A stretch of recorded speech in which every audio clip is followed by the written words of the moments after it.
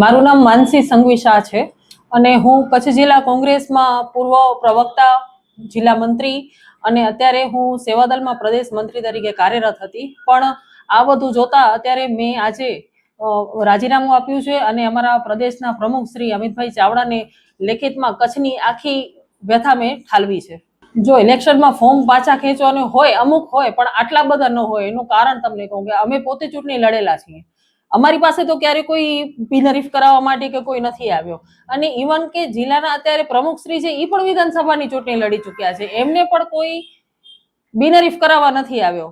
હકીકત એ છે કે જે કોંગ્રેસના સનિષ્ઠ કાર્યકરો છે, જે પાયાના કાર્યકરો છે, વર્ષોથી જે મહેનત કરે છે, એમની ટિકિટ કાપી અને નવા પોતાના લાગતા વળગતા અને ભેળસેડિયાઓને ટિકિટ આપી છે, એનું આજે આ પરિણામ છે.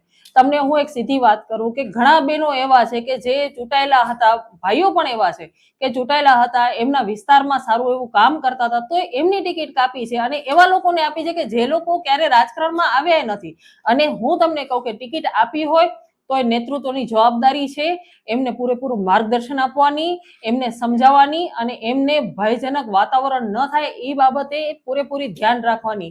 અગાઉ પણ પ્રમુખો થઈ ચૂક્યા છે, પણ આ હદના ક્યારે રાજીનામા નથી પડ્યા કે આ હદના ક્યારે બિનહરીફ પણ નથી ગયા.